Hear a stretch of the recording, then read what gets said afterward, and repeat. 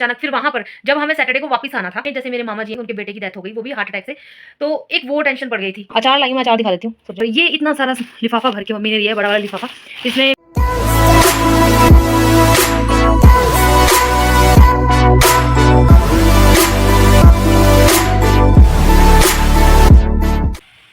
Good afternoon guys, कैसे हैं आप सब? आई होप आप सब अच्छे होंगे। मैं भी बहुत अच्छी हूँ। तबीयत थोड़ी ख़राब है क्योंकि सफ़र करके आए हैं, पंजाब से हम वापस आ गए हैं। और ये देखो सारा सामान यहाँ अच्छी खासी साफ किचन में बिखरा दिया है मैंने। यहाँ पर चाय रखी है और यहाँ पर दूध जो रख के गए थे वो उबाल रही हूँ। देखती हूँ उबाल के कि अगर ये ठीक है, क्योंकि वैसे तो तेज़ फ्रीज में रख के गई थी उबाल के गर्म कर, क्योंकि इमीडिएटली निकलना था, जल्दीबाजी में निकले थे तो ऐसे ही रख के चली गई थी। उबाला ही था दूध मैंने, हालांकि ठंडा भी नहीं हुआ था, फिर भी रख दिया था। और बाकी ये सामान है, सामान मैं आपको धीरे धीरे दिखा दूँगी। अभी पहले मैं थोड़ा सा सेटल हो लूँ, मतलब मेरे को ना बहुत चक्कर आ रहे हैं रास्ते में, मेरा मन बहुत ख़राब रहा है आज, क्योंकि मैंने पेट भर के नहीं खाया था, थोड़ा सा खाया था रास्ते में। और डाइट ही थोड़ी हो गई है, अब डाइटिंग कर करके पेट ही छोटा हो गया तो थोड़ा सा ही खाती हूँ। बाकी सामान मैं आपको तसल्ली से दिखाऊंगी। अभी चाय बना, चक्कर बहुत आ रहे हैं, किचन में भी यहाँ पे खड़ा नहीं हुआ जा रहा है मेरे से। मैं आपको मिलूंगी थोड़ी देर बाद, रेस्ट करने के बाद मिलती हूँ। अभी मैं चाय बना लेती हूँ और दूध बढ़ा है, उबला दूध, ये देखो कितना घी आ गया ऊपर। भगवान करे ठीक हो दूध। फिलहाल तो चेक किया है, दूध अच्छा है, ख़राब नहीं हुआ, शुक्र है।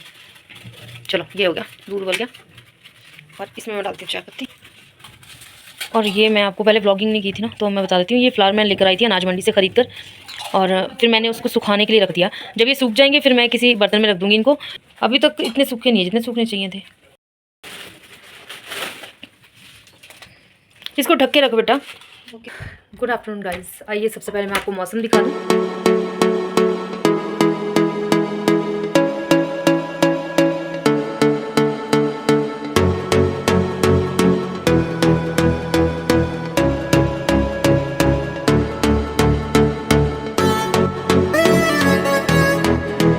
ये कुछ कपड़े मैं जब धो के गई थी, ये सारे कपड़े अब सूखने डाले हैं मैंने आने के बाद, क्योंकि जब हम गए थे तो अचानक गए थे और अचानक जितने भी सारे कपड़े गीले थे वो ऐसे ही अंदर रख के चले गए थे चेयर के ऊपर।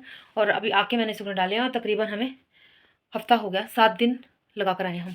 और अभी मैं थोड़ा सा सामान दिखाना चाहती हूँ आपको, वो सामान दिखा देती हूँ। सबसे पहले मैं दिखा देती हूँ, ये बाथरूम के लिए स्टूल चाहिए था, बाथ स्टूल नहीं था। नीचे वाले घर में जो स्टूल था वो टूट गया था, बहुत पुराना हो गया था, इसलिए मैंने वहीं पर छोड़ दिया। और ये एक बाल्टी लाई हूँ मैं। बाथरूम वाली जो बड़ी वाली ग्रे बकेट है वो टूट गई थी।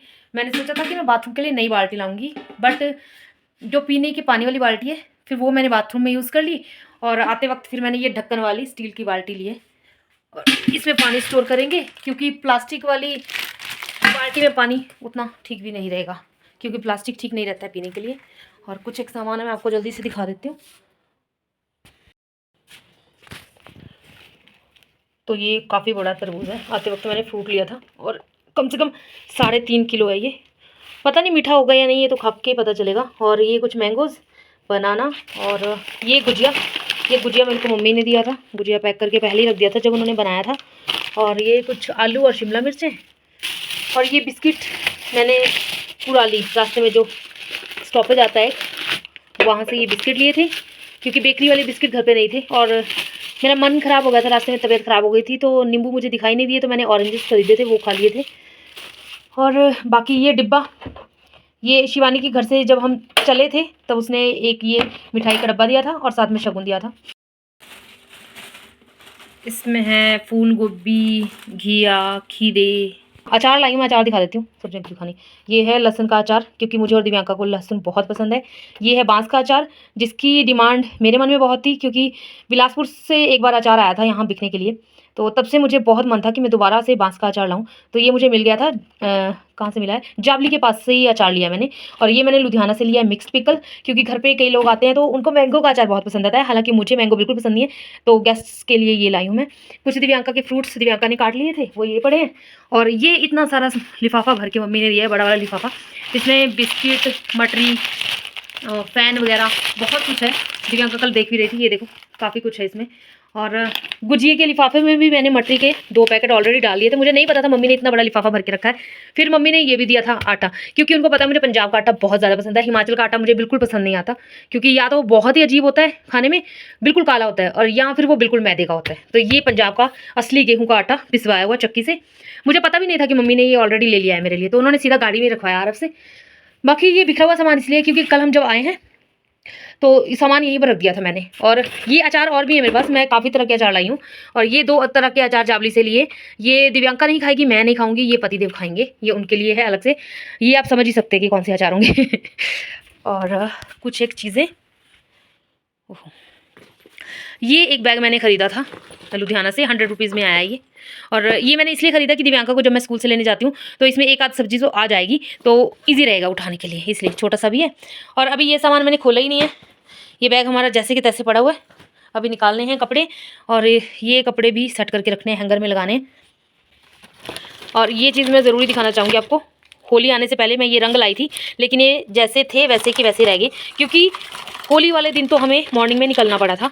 ये देखो वैसे के वैसे ही हैं, क्योंकि हम तो होली मनाते नहीं हैं, लेकिन मंदिर में चढ़ाते हैं रंग, है ना। ये वैसे के वैसे ही पड़े रह गए, क्योंकि प्रॉब्लम ही ऐसी आ जाती है एट ए टाइम, कभी भी तकलीफ़, दुख, दर्द, पीड़ाएँ बता के नहीं आती। और ये कल हम जब आए थे तो पेस्ट्रीज़ ली थी कुराली के पास से, मैंने और दिव्यांका ने धावा बोला और ख़त्म कर दिया ये, क्योंकि पेस्ट्रीज़ और केक तो मैं वैसे नहीं छोड़ती हूँ। और कल तो बहुत क्रेविंग हो रही थी, इसलिए मैंने खा ही लिया, मैं लाई किस लिए हूँ। और ये धूप बत्ती हमें बहुत पसंद है, दिव्यांका को भी इसकी खुशबू बहुत अच्छी लगती है और मुझे भी। तो मैंने आने से पहले पूरा का पूरा डब्बा ही खरीद लिया था मम्मी के घर के पास जो शॉप है। और ये मेरा नाइट सूट है। तो अब मैं आपको बता देती हूँ कि मैंने शिवानी के घर के जो फंक्शन था उसके बारे में आपको क्यों नहीं बताया था, क्योंकि उसने बोला था कि जैसे मुझे या रावी के एग्ज़ाम थे, तो उसके स्कूल में भी पीटीएम होने के बाद ही उसने फंक्शन रखना था, क्योंकि वो चाहती थी कि मुझे 2-4 जब छुट्टियाँ मिल जाएंगी तो मैं गृह प्रवेश जैसे ही पूजा पाठ करवाऊंगी उसके बाद ही मुझे सामान वहाँ रखना है सारा घर का, तो छुट्टियाँ मिल जाएंगी तो ज़्यादा ईजी रहेगा उसको। तो उसने बोला था मैं अर्जेंटली आपको कॉल करूँगी कि ऐसे 2-3 दिन में या 4 दिन में फंक्शन है, आप आ जाओ गृह प्रवेश के। वैसे तो इस टाइम में हमसे नहीं निकला जाता, हम साल में एक ही बार जाते हैं, वो भी जनवरी में पंजाब जाती हूँ। जो लोग पहले से मेरे साथ जुड़े हैं उनको पता है, लेकिन उसने मुझे अभी कॉल करना ही था कि फंक्शन है। उससे पहले जो अचानक चीज़ें आ जाती हैं तो ट्रेजेडी हो जाती हैं, उसमें जाना पड़ता है। और त्यौहार वाले दिन तो घर से वैसे ही नहीं हम जाते, लेकिन हमें होली वाले दिन ही सुबह मॉर्निंग में निकलना पड़ा। तो आपको पता ही है ऐसे माहौल में तो कहाँ ही वीडियो बनेगा, व्लॉगिंग होगी। तो शिवानी के घर के फंक्शन में भी मुझे उतना ध्यान नहीं था व्लॉगिंग का, लेकिन जब शिवानी की ननद वगैरह जो आई हुई थी उनसे बात हुई, उनसे मिली हूँ, उन्होंने बोला, मुझे फोर्स किया कि आप वीडियो बनाओ।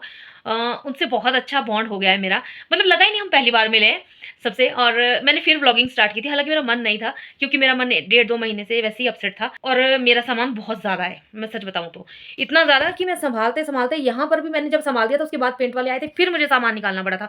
तो मुझे ना डबल ट्रिपल काम पड़ गया और मैं बुरी तरह से थक भी गई थी।